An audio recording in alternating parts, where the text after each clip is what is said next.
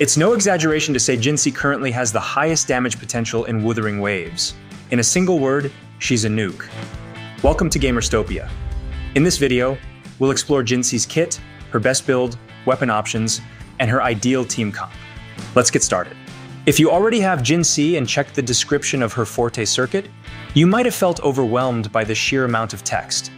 But don't let that intimidate you. Despite the wall of text, she's actually quite easy to play, with a surprisingly smooth combat style.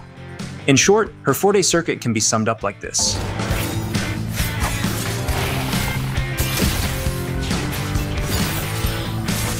Strike fast.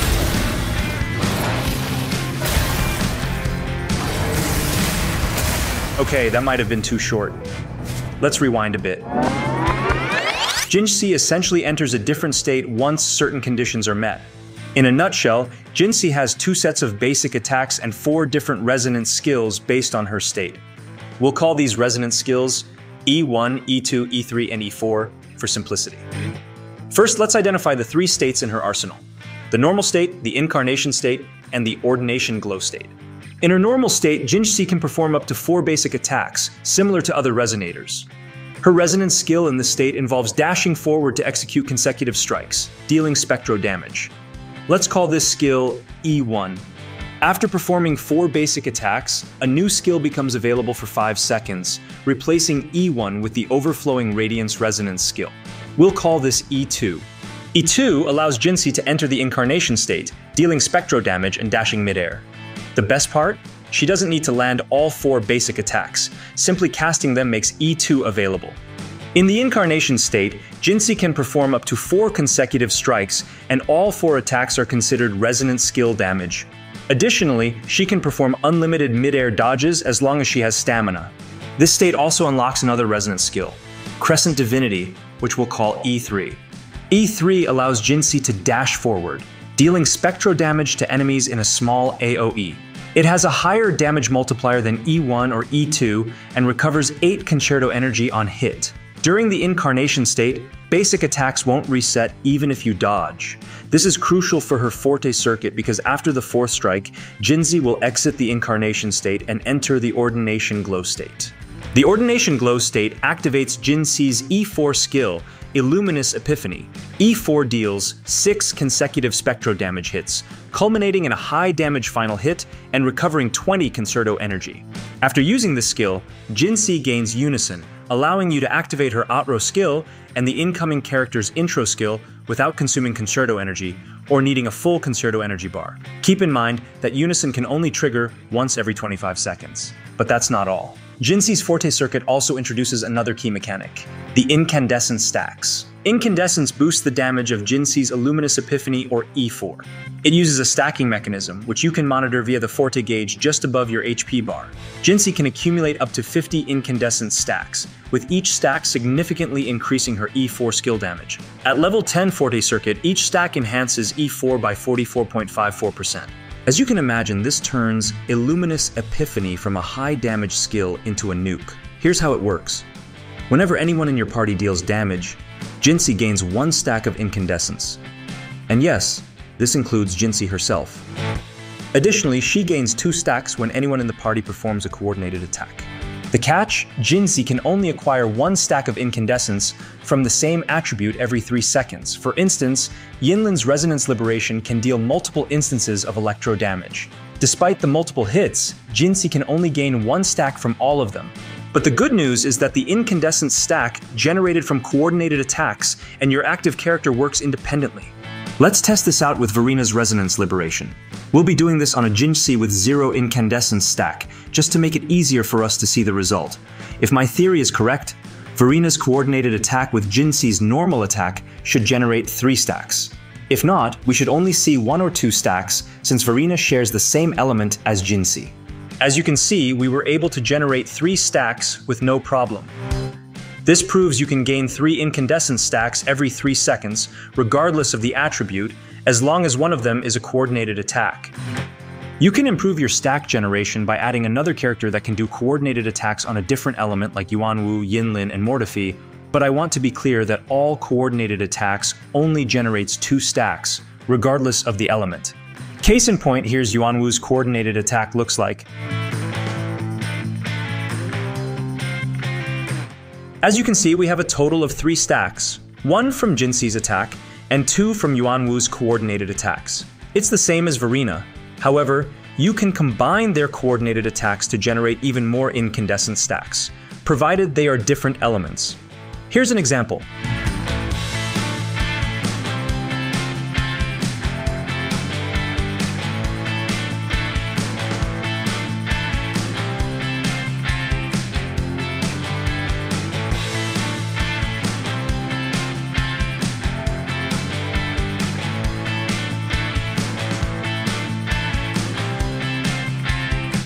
But generating 3 stacks within 3 seconds is still a little slow, especially when you need 50 stacks quickly. Well, you can speed up this process by activating Jinhsi's outro skill. If you're getting any value so far, please don't forget to leave a like. It will greatly help out the channel and give you Jinhsi on your next pull. Jinhsi's outro skill accelerates incandescent stack accumulation by reducing the stacking cooldown from 3 seconds to 1 second.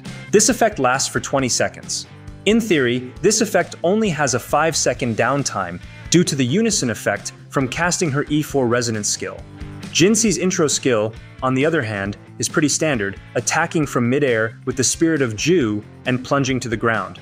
It has decent damage scaling and recovers 10 concerto energy on a successful hit. Thankfully, Jinhsi's resonance liberation is pretty straightforward. To put it simply, it's pure, unadulterated destruction. Its damage scaling ranks among the highest in the game. However, it comes with a 24-second cooldown and costs 150 energy to cast, both on the higher end. For context, the highest energy cost is 175, and the longest cooldown is 25 seconds. Despite this, it fits her kit perfectly as her resonance skill can deal massive damage too. Lastly, it recovers 20 concerto energy upon hit. Next stop, let's take a look at the echo stats and sets you want to prioritize. The full set of Celestial Light is hands down Jinhsi's best Sonata set. Alternatively, a 5-piece set of Lingering Tunes is also pretty good. With the full stack effect, the damage difference is only about 3%, assuming all substats are equal. However, it takes 6 seconds to reach the full stack, and Jinhsi won't benefit from the outro skill damage boost. If you need a solid temporary set, a 2-piece Lingering Tunes combined with a 2-piece Celestial Light will be a good option. The overall damage is comparable to a full Lingering Tunes set, but it's easier to farm while you wait for good main stats on the Celestial Light pieces. For the Echo main stats, the standard 4-3-3-1-1 setup yields the highest potential. Depending on your weapon, prioritize either crit rate or crit damage for your 4-cost Echo. Surprisingly, mixing Spectro damage and attack percent for your 3-cost Echoes offers slightly better overall damage if you're using her signature weapons, Verdant Summit, or Autumn Trace. But the difference is minimal at around 2%. At this point, looking for better substats is better than focusing on the main stats. Alternatively, you can opt for the 4-4-1-1-1 build for easier farming of the right main stats. If you choose this route, go for crit rate or crit damage on your 4-cost Echo and attack percent for all your 1-cost Echoes. You'll lose about 10% damage compared to the 4-3-3-1-1 build, but the Echoes are easier to obtain. For substats, aim for at least 30% energy regen, then prioritize crit rate and crit damage. The ideal substats in order of priority would be crit rate and crit damage, energy regen, attack percent, resonance skill damage, and resonance liberation damage. These stat recommendations assume you have her signature weapon, which significantly boosts her resonance skill damage. If you don't have it, prioritize getting resonance skill damage substats over attack percent substats. Here's a quick stat roadmap to better visualize your final stats. Since the game is pretty new, you probably won't be able to attain these stats for now, but it should be pretty easy to attain once you get to a higher union level. For weapon options, her signature weapon, Ages of Harvest, will obviously be the best in the slot. It provides up to 24.3% crit rate and significantly boosts Jinhsi's resonance skill damage. However, other 5-star options like Verdant Summit and Lustrous Razor are also solid choices. Verdant Summit boosts your crit damage stats, so it would be best to pair it with a 4-cost crit rate Echo. The 12% elemental damage bonus is solid, but the heavy attack boost doesn't do much for Jinhsi's DPS. Lustrous Razor, on the other hand, features attack percent as the main stat, so you'll have to raise your crit stats via substats. Nonetheless, it's still pretty competitive as Jinhsi could fully utilize the 3-stack effects of this weapon. It also boosts energy regen and resonance liberation damage, which are both key stats for Jinhsi. At 3 stacks, Lustrous Razor is only about 3% weaker than the Verdant Summit Broadblade.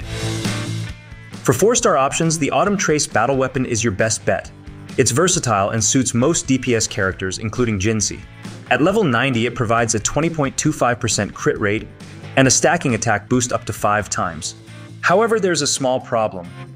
Once Jinhsi enters her incarnation state, her attacks become resonance skill damage. This means you can't generate stacks for the weapon effect until she enters the Ordination Glow state or returns to the normal state. This makes stacking for this weapon a bit unreliable, especially during tough boss fights. However, it's still a great weapon due to the crit stats it provides. For a more F2P-friendly weapon, choose the Helios Cleaver. Its effect is pretty easy to trigger and is only about 2% weaker than Autumn Trace at R5. However, it takes 8 seconds to reach full stack, making it less reliable than Autumn Trace. If you're just starting out, use the Broadblade of Night or Guardian Broadblade temporarily. These 3-star weapons outperform other 4-star options besides Autumn Trace and Helios Cleaver. Broadblade of Night is slightly better when its effects are active, but Guardian Broadblade's effect requires no conditions to activate its effects. To optimize Jinhsi's damage output in a rotation and prioritize skills effectively, it's important to understand which attack types yield the most damage based on her playstyle. Here's a quick approximation of her damage distribution. Approximately 70% of Jinhsi's damage comes from her resonance skill damage, primarily through her enhanced resonance skills, E3 and E4, and basic attacks during the incarnation state. Leveling her resonance skill boosts the damage of overflowing radiance and regular resonance skills only, both of which have low damage scaling. Therefore, the main damage skill multiplier for Jinhsi comes from her Forte circuit. That said, here's the list of skills based on priority. Forte circuit, Resonance Liberation, Resonance Skill, Basic Attack, and then Intro Skill. S1 provides Jinhsi with additional mechanics to boost the Luminous Epiphany skill, E4. During Incarnation mode, each basic attack or resonance skill gives Jinhsi a stack of Herald of Revival. These stacks are consumed when she casts Luminous Epiphany, E4, with each stack increasing its damage by 20%. At full stack, you get an impressive 80% damage boost. Note, it says cast, not hit, meaning you can consistently get the 80% boost as you'd need to do 4 basic attacks to gain Ordination Glow anyway. With S2 unlocked, generating Incandescence stacks is no longer necessary, at least in the open world. When out of combat for 4 seconds, Jinhsi will automatically gain 50 stacks. However, in tougher battles like hologram bosses or tower adversity, combat mode doesn't stop. You could, however, start the battle with full stack when challenging hologram bosses. With Jinhsi's Sequence 3, her intro skill boosts her attack by 25% and can stack twice. This synergizes well with her Unison Forte circuit, which facilitates easier switching. With optimal team rotation, you can extend the duration of these buffs. In theory, you can maintain a 50% attack buff for the entire battle. Jinhsi's Sequence 4 extends her role beyond just being the main DPS. It provides future-proofing by buffing other resonators with a 20% attribute damage bonus. Power creep is common in gacha games, and this resonance chain ensures Jinhsi remains relevant in team compositions, even as stronger characters are released. S5 is pretty straightforward. Jinhsi's Resonance Liberation is strengthened by 120%. That's more than double the damage, which is insane. Not to mention, the scaling of her Liberation skill is already impressive. So, in a word, nuclear. Okay, S6 in gacha games is always pretty crazy, and this one is no different. It enhances Jinhsi's Illuminous Epiphany Resonance skill, E4 by 45%, plus each Incandescence stack by 45%. For context, each Incandescence stack already increases her resonance skill damage by 44.54% at level 10, and you increase each stack by another 45%? That's insane. This sequence alone could boost Jinhsi's overall damage by more than 20%. It's like equipping her with another fully upgraded Echo, or maybe even more. A new character means new team comps to test and enjoy. I've created a team comp template that I think works best with Jinhsi. I won't go into too much detail now, but I'll soon be creating a more in-depth team comp guide that shows how each character works with Jinhsi. Be sure to check it out once it gets released, and just for good measure, subscribe so you'll get notified whenever I upload a new video. And thank you in advance. Let's start with the first one, Jinhsi, a sub-DPS and a healer. For the sub-DPS slot, the best characters are those who can do coordinated attacks to boost Jinhsi's Incandescence stacks. The top candidates are Yinlin, Mortefi, and Yuanwu. If you're wondering which is the best, it's definitely Yinlin for her damage scaling. And only for her damage scaling, just the damage scaling, not for other forms of physics or anything. But on a more serious note, I actually prefer Mortefi as it's a little easier to generate stacks with his kit. For the healer slot, I would prefer Verena, but Baizhu could also pair well with Jinhsi, especially if you have her at S4. Both of them could perform coordinated attacks, so either one of them could work. And if you're feeling bold and don't think you need a healer, you can swap the healer slot for another sub-DPS. Another option is Jinhsi, Taoqi, and a healer. While Taoqi can't generate incandescent stacks as quickly as the others, she provides a great buff with her Atro skill.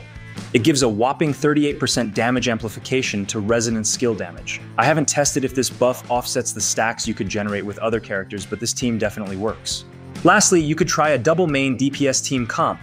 Forget about incandescent stacks. This team focuses on maximizing damage through quick swaps. For this setup, Jinhsi will be your main DPS, paired with either Calcharo, Encore, or Jian as the other main DPS. You'll also need a healer, as main DPS characters usually have low HP. And since you're not relying on stacking Jinhsi's resonance skill, Verena is the best choice for this slot. I personally recommend Encore for this setup, as she doesn't have energy regeneration issues like Jian or require an extended on-field duration like Calcharo. I hope this Jinhsi build and gameplay guide helped you enjoy Jinhsi even more. For more videos like this, please subscribe and like this video to support the channel. See you in the next video.